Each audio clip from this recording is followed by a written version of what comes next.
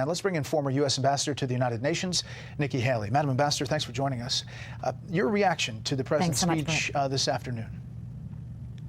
It was pretty clear that by the end of that speech that President Biden gave, it was the beginning of the lame duck presidency for Joe Biden. I mean, he has lost the trust and confidence of every member of the military and the military families that I'm proud to be a part of.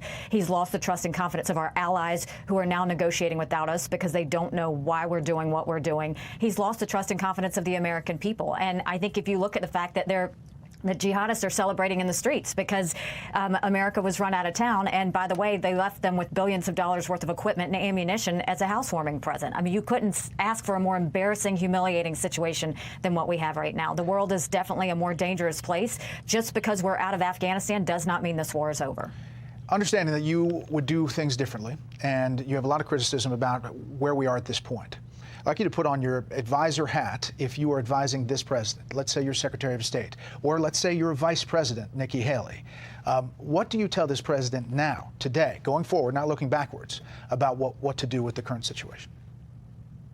I would say stop talking about President Trump, start owning up to what has happened, and the first thing you should do is immediately start connecting with our allies, whether it's Taiwan, whether it's Ukraine, whether it's Israel, whether it's India, Australia, Japan, all of them, and reassure them that we will have their back and that we need them as well. Secondly, we need to make sure that we are going on an anti-terrorist effort across the world, because we are now going to see with this moral victory that the jihadists have, you're going to see a heavy recruitment campaign around the world. You're going to see more lone wolf situations. We need to make sure we're protected.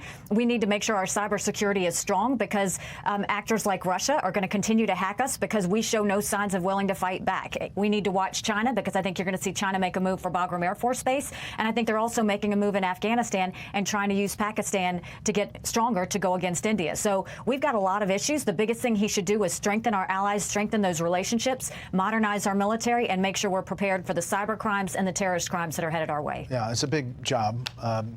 Handling all of that. But another thing that has just popped up again is North Korea and the restarting of the nuclear reactor at Yongbyon. You dealt with North Korea as the ambassador to the United Nations. President Trump obviously had a very different perspective when it came to that. Your thoughts on this development? You know, we led the charge on 3 different sanctions packages against North Korea that totally neutralized them. What you're seeing Kim do now is basically he senses the weakness of Biden, and so he's going to go ahead and start getting aggressive. His hope is that he's